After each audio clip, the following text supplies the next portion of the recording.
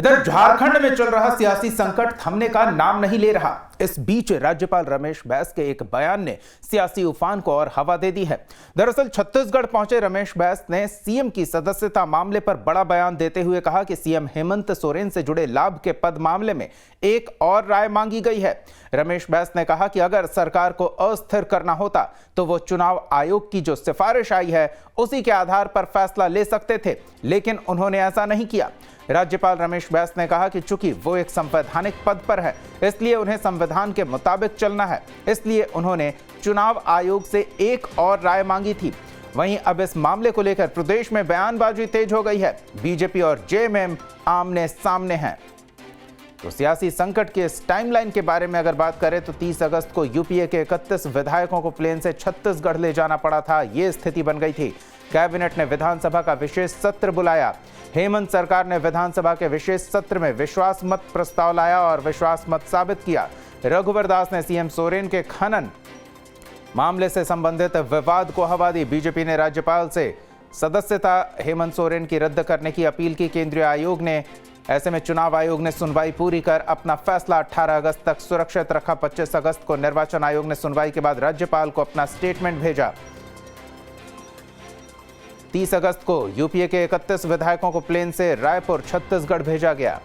Cabinet में विधानसभा का विशेष सत्र बुलाने का 1 सितंबर को हेमंत सरकार ने फैसला लिया और 5 सितंबर को विश्वास मत जीता।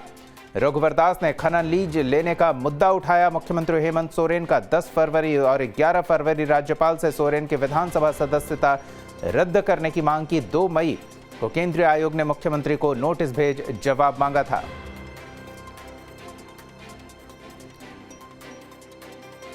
देखिए, महामहिम राज्यपाल ने जो कुछ कहा अब उस पर वही बेहतर स्पष्टीकरण दे सकते हैं और भारतीय जनता पार्टी को महामहिम के किसी भी बयान पर कोई टिक्का टिप्पणी करने की आवश्यकता नहीं और ये मर्यादा के भी विपरीत है। लेकिन देखिए, झारखंड मुक्ति मोर्चा तरह तरह के आरोप लगाती थी एक संवैधानिक पद पर आसीन व्यक्ति पर।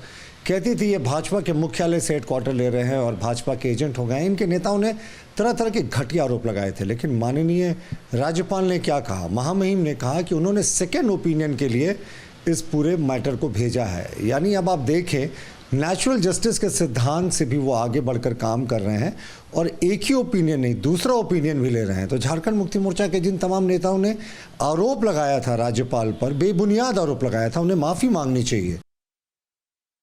किसके निर्देश का इंतजार कर रहे हैं? संवैधानिक संस्था या संवैधानिक पद पर बैठकर मुझे लगता है इस तरह की बातें करने से बहुत तरह की भ्रांतियां समाज में फैलती हैं। आज झारखंड की 3.25 करोड़ जनता बहुत ही उम्मीद भरी निगाहों से राजभवन को देख रही थी कि आखिर उनकी भूमिका क्या होगी और लिफाफा कब खुलेगा, फैसला कब आएगा।